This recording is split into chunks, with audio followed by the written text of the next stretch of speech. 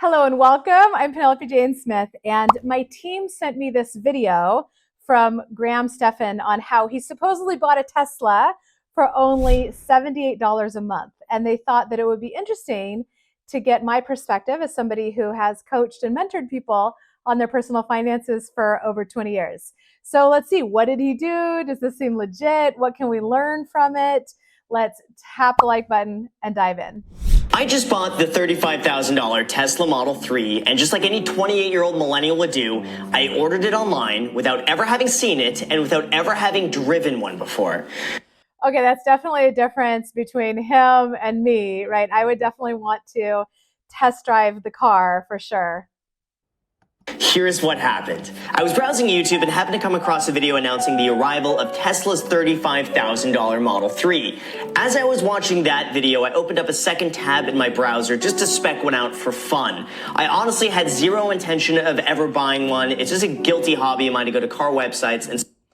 Okay, we got to talk about this for a sec, because if you are not intending to buy a car or a house or a boat or any big ticket purchase, one of the most dangerous things you can do is just go looking, right? So like, oh, it's just my guilty pleasure. I like to look at this. Like, I understand, but this is how you end up buying a new Tesla that you didn't intend to buy. I was talking to my friend Maria a while back, and she was like, oh yeah, I was just looking at some BMWs. I'm like, you bought a BMW, didn't you? So, if you want to save money, don't look. spec out brand new cars just to see how expensive they would be. So I went on Tesla's website and got to work. The standard range Model 3 begins at their promised price of $35,000, but I quickly realized that if you increase your budget just a modest $2,000, you'll get an extra 20 miles of range, a slightly higher top speed, power adjusted seats, premium interior, and upgraded audio, which honestly seems like a decent value. Then we get to colors. If you get any other color besides black, it'll cost you up to $2,500 more if you want red. Now, I'm all about saving money, as we all know, so we're going with black today. Okay, you're all about saving money, but you're going to buy a Tesla. We'll see where this goes. But I do just want to say something about car colors. It's really interesting because for me, the color is actually probably way more important than to somebody like Paul, my husband, who is a car guy. So when we went to buy a new car, I really liked the idea of buying a purple car. And the car that I like the best is a Toyota Camry. And that's what I ended up buying, because that's the car that makes me feel like queen of the road. I don't care if it's not a quote unquote luxury car. It's the one I like. So that's the one I bought. But I did look at the Porsche Macan because you can get it in purple, and you can't just get the Toyota in purple. So if you want to get a Porsche Macan in purple, it was like a $15,000 upcharge just to have that color. Is purple paint $15,000 more expensive? I don't get it. I think that, maybe they have to change out some things at the factory, but this is definitely one of those areas where I see the upcharges can get a little crazy. Next, they give you the option to upgrade to 19-inch wheels for an extra $1,500. Nope, that's not going to happen. Now we have the choice of interior color, either black or white, but white is an extra $1,000, and I would be worried about getting that dirty, so black it is. And finally, we have autopilot. For an additional $3,000, the car will stay in its own lane and keep pace with traffic. A must-have for anyone lazy like me. They also offer full self-driving capability for an extra $5,000. This includes navigating highways, summoning your car, and a few other technologically amazing feats. But for $5,000, I think I can just do that myself. So now, within just a few minutes and less time than it takes to make a bag of popcorn in the microwave, I was done configuring a Tesla Model 3. However, it should come as no surprise that the $35,000 Model 3 is not really a $35,000 Model 3. My just-for-fun spec car with very few options came to a whopping $40,000. Classic bait and switch, am I right? Well, kind of. Even though the car is technically a $40,000 car, it's hard not to focus on the number at the bottom of the screen where it says price after estimated savings. So how does a $40,000 car come down to a price of $29,450? Well, to start, this car is eligible for a $3,750 federal tax credit until June 30th, 2019. Okay, federal tax credit. I just have to say, ding, ding, ding, ding, ding. Like, if you can get a tax credit, that is like the creme de la creme of tax reduction strategies, because tax credits offset your taxes dollar for dollar. It's so much more powerful than just a tax deduction. Now, would that make me buy a Tesla? No, but if I was gonna buy one anyway, I would definitely be excited to get me a tax credit. This means if you pay more than that in federal taxes, you will receive this entire amount back at the time you file your tax return. That money is pretty much as good as cash. California drivers are also eligible for a $2,500 electric vehicle rebate, in which the state will literally mail you a check back for $2,500 upon showing proof of purchase. Now, Tesla gets a little bit sneaky after this, because in that $29,450 figure, Tesla also includes the estimated gas savings over 6 years of ownership, which comes to about $4,300. Now, from my perspective, this would apply to any electric car you purchase, not just Tesla. So this is really only comparable if the buyer was to otherwise buy a gas-powered car. Oh, yeah, I totally agree with him there. That is really sneaky, but it's good marketing, right? So if you know you're selling something that has state deductions or federal deductions or built-in savings in one way or another, and you can help that make your price look more attractive, like, why not? But I agree, it's a little sneaky, and we don't know like how much gas is really going to be either, but I get that they're just estimating it. So excluding the gas savings and only focusing on the first two cash value rebates, the actual price of the car comes to $33,750 for a brand new Tesla Standard Range Plus with autopilot. Now, maybe I'm just impulsive, maybe I'm delusional, but it was honestly at this point that I just figured, you know what, why not? That's a pretty good deal. I'm just gonna go ahead and buy it. You know, just because something is a good deal, Graham, doesn't mean you have to buy it. Just putting it out there. So I did. I even got a picture of a lemur once I placed the order. Okay, you got a picture of a lemur. I want to reverse my previous statement. The lemur makes it all worth it. Not just kidding. You still don't have to buy it just because it's a good deal. I have to say, coming from someone who's purchased several cars before, this was by far the easiest car buying experience I have ever had in my entire life. There was no driving around, spending hours at car dealerships. I didn't have to pretend like I was disinterested just so I can spend days negotiating the price down. There weren't any dealership upsells. I didn't have to receive random calls from car salesmen calling me every few days to follow up if I had found something yet.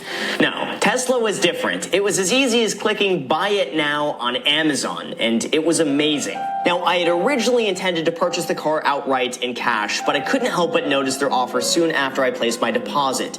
100% financing for 72 months at a 3.75% interest rate. 100% financing? That would actually perk my ears up too. I don't know if it would make me want to buy a Tesla, but that is pretty sweet. And 3.75% interest rate, like, that's fantastic, you know? So I like where this is going. That's low, and at that interest rate, I'd get a better return investing my money literally anywhere else instead of buying the car in cash. So I mean, that's a really good point. You know, he did this video in a different interest rate environment than I'm recording this reaction right now. So I'm guessing that the rate on the car would be more now.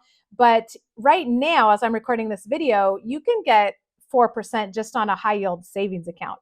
So if you could borrow money at 3.75 and be making more, like, I would definitely consider that. I like the way he's thinking here. just like the car, I figured, you know what? Why not? I'm going to do it, and I applied for financing. 10 hours later, I was approved. This means that my total out-of-pocket cost to buy a brand new Tesla Model. I'm actually kind of surprised it was 10 hours later. You know, a lot of times when I apply for a credit card or something like that, like, they They tell you right away. So he's talking about like the streamlined purchase price and all of that. I'm surprised that Tesla would streamline the buying process to that level and not have a quicker loan approval, but 10 hours, still cool. Model 3 was $4,437.01, which included sales tax, the license fee, and registration. That was it. And now with that out of the way, I couldn't help but wonder, could they actually fulfill their promised delivery time of 2 weeks? So now it's officially 1 week after placing the order with absolutely zero update whatsoever from Tesla. I feel like a kid logging in every single day on the Tesla account just to see if there's any update that's been posted, but there's never any update. Looking online for answers really isn't much better either, because no one else has any clue what's going on and no one has any idea how long this could actually take. Some people are quoting an Elon Musk tweet saying that the cars will actually be ready in June and not March, and some people doubt his ability to actually just make a decent car, so the sentiment isn't really looking good right now. But okay, can you imagine hitting the buy button on a $37,000 item and then just having to be like, I wonder if it'll ever show up? Like, I don't understand how people aren't just completely infuriated at this situation. My understanding is that there's some people who put down a deposit on a Tesla 10 years ago and still don't have their car. Like, it's just, it's mind blowing, right? So hopefully Graham will get his car. Let's see how it goes. I will keep you posted. So now it's officially 14 days since placing the order, and I just logged online and saw that they changed the new delivery date to March 29th. This is exactly 1 month after placing the order and 2 weeks longer than they expected it to take. To me, I definitely feel like Tesla overestimated just how fast they can get these cars out here to try to get people to order them, who would think that they'll get their cars a lot faster than they really will. And I mean, I can't totally blame Tesla for this because I can blame Tesla.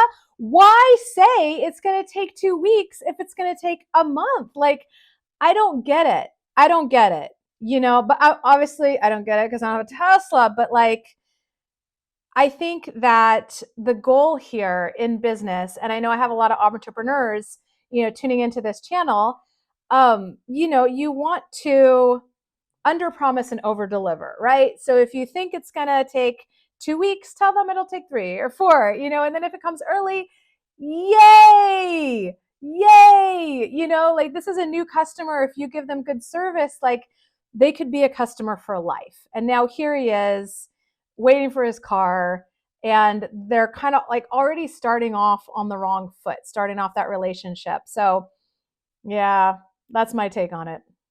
It worked. It's kind of like telling someone you're 5 minutes away when in reality you're 10 minutes away, and then after that person's already waited 5 minutes for you, what's another 5 minutes? So the same thing can absolutely be said about ordering a Tesla. This is the 2019 Tesla Model 3. I thought it was going to be like 31 days later. It's still not here. But okay, Graham got his Tesla. And so far, he seems happy with it. So let's see where we go from here. And today is my first day owning the car. And we're going to be going over all the quirks and features, and then we're going to give it a Graham score. I've always wanted to say that. But no, in all seriousness, today is my first day of getting the car, and I have to say that I absolutely love it. And of course, when I was looking online, I read a lot of issues about panel gaps and poor paint jobs and scratches everywhere. I couldn't find a single thing wrong with this car. My only issue with this, if there is anything, is that you have to slam the driver's side door for it to properly close. If you don't give it a good slam, it's not going to close all the way. I'm not sure if that's just a Tesla thing or if that's just my specific car.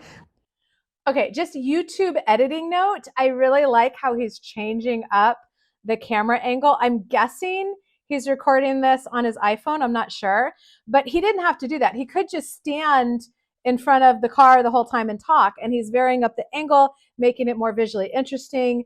And as somebody who aspires to have interesting and entertaining videos on YouTube, I appreciate that. But other than that, this car personally is perfect. And of course, just as a friendly reminder, if you haven't already smashed that like button yet, make sure to do so. Otherwise, you're going to get ligma. And honestly, the entire process of going and picking up a Tesla was amazing. It was like walking into a high-tech, minimalistic Apple store where there must have been 2 employees for every 1 customer. So anything you would need was pretty much attended to immediately. And after going through the experience of buying a Tesla online, completely sight unseen without ever having driven one before, I honestly have to say that I don't see the concern of Tesla not having any physical car dealerships to buy cars from. I just think we're naturally entering an era where everything is done online. Like, I haven't been to a physical store to buy anything in ages just because it's a lot easier and more convenient to go and buy that item online. And also, the online stores tend to be a lot cheaper because those stores have less overhead and they pass that savings on to the customer. And sure, this online ordering method isn't for everybody. I think my parents still love going to physical stores and like going to an actual bank to deposit a check. But I also think we just instinctually prefer what we're accustomed to and what we find normal that we grew up with. And I think for a lot of people who grew up with the internet, it's just going to seem normal to go and start to buy cars and maybe eventually buy houses just online. So you might be wondering now, how did I get this car for $78.39 per month? Yes, we are still wondering that. We are almost like 9 minutes into this video and he's talked all about his Tesla, and that's cool. And I like the camera angles, but like, show me the money, Graham. Let's go. Well, here's how. Now, because I financed 100% of the car, my only out-of-pocket cost was taxes, insurance, and registration. And that came to $4,437.01. Now, because I financed the cost of the car, this means I now have a monthly car payment to make. This car payment is $640 per month, which works out to be $7,680 per year. This means that my total cost to buy this car in the first year, including monthly payments, taxes, license, and registration, comes to $12,117 and, of course, 1 cent. However, even though I've paid... Can't forget the 1 cent. Now, you know what? We can say like it's just a penny, but if you think about it, a penny, you know, like that represents money in all denominations.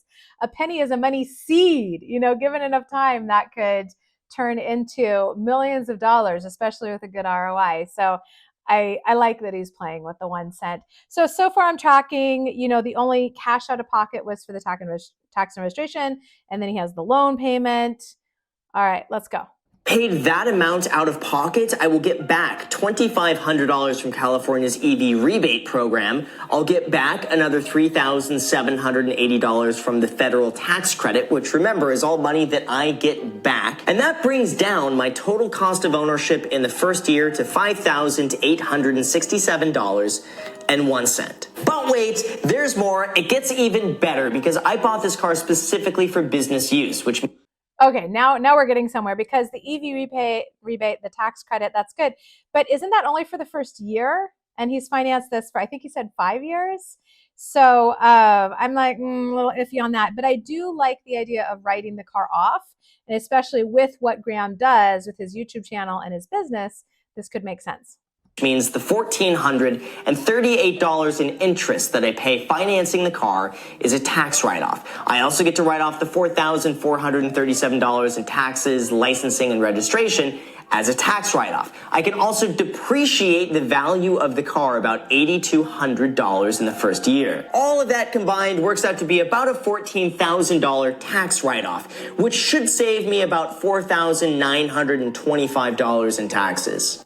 Okay, I like how he broke down what the write-off was and then what it was in taxes, because you can say, okay, this is a write-off, this is a write-off, this is a write-off, but that's not actual tax savings yet. So it's going to depend on your tax rate, right? How much those tax savings are. So I like the way he broke this down. I didn't think about the depreciation. That's really good. I'm gonna have to talk to my CPA about depreciating my car.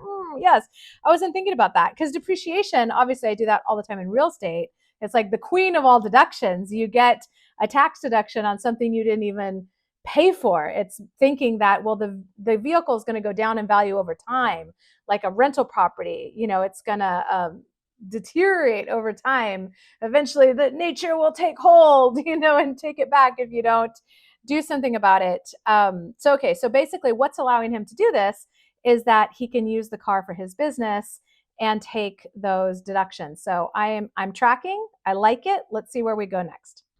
So remember, like I said, my total out-of-pocket cost to buy this car in the first year is $5,867.01. Plus, on top of that, like I said, I'm saving $4,926 on my taxes, which means that when you reduce that from the total amount and you divide that over a year, it's effectively like I'm buying a brand new Tesla Model 3 for the out-of-pocket cost of $78.39 per month. And realistically, this works out to be a free car when you consider that most of... Okay, I'm tracking there. Okay, so basically he's talking about his out of pocket costs based on what he's paid for the registration and all of that, and then minus all the deductions and all of that, and then what that works out to on a monthly basis works out to about $78 a month. Okay, however, some of those things he's only getting the first year. So I feel like, I don't feel like that's fully accurate, right? So now he's going to go into this breakdown of interest and principal. Let's look and see if it saves him from my judgment. Of that $640 a month car payment is principal. It's not interest. And also the fact that I'm leveraging my money by borrowing it at 3.75% to go and invest it elsewhere that will actually make me more money than paying down the car in full in cash. But no, in terms of actual out-of-pocket net cost to own the car, $78.39 per month for a Tesla Model 3, brand new. So here's a fun little thing right now, but my dad has no idea that I got the car, and I'm just going to go and show up and surprise him with it. Okay, I think he's just going to go talk to his dad about the Tesla now. So, yeah, I mean, I like that it's, paying the principal down. That's good. He's, building equity in this car. So if we look at just the interest that he's paying, so like let's go into year 2, right? He's not getting the tax credit. He's not getting the EV credit. He doesn't have that initial like registration and stuff. So I would be interested to look at what is the interest that he's paying per month, and then what does that work out to in deductions after year 1. It might be pretty good. I mean, Graham's fine. He's fine. He makes millions of dollars just from YouTube ad revenue. So, he can afford this. But I would be curious to look at like, what is that breakdown in year 2 plus? Okay, so for the rest of the video, they're just driving around in the Tesla. That's great for them. They're so cute. I love Graham's dad being in the video. That's really fun. So I think the biggest takeaway from this video is the power of tax reduction strategies, right? Like knowing that as a business owner, there are so many opportunities available to you versus when you just have your own job, and when you can make friends with the tax code and get it on your side, you can take money that used to be just going to the government and you can have it go towards building assets and building wealth instead and leaving a legacy for your family. So I think that's a really big takeaway. So if you don't already have a business, maybe you want to consider starting one, and you too could get a Tesla for only $78 a month after all your deductions. Anyway, this is really interesting. I appreciate how he breaks down all the math. I hope it was interesting for you. If you want to see me do more videos like this, please let me know in the comments. Thank you, and I'll see you in the next video.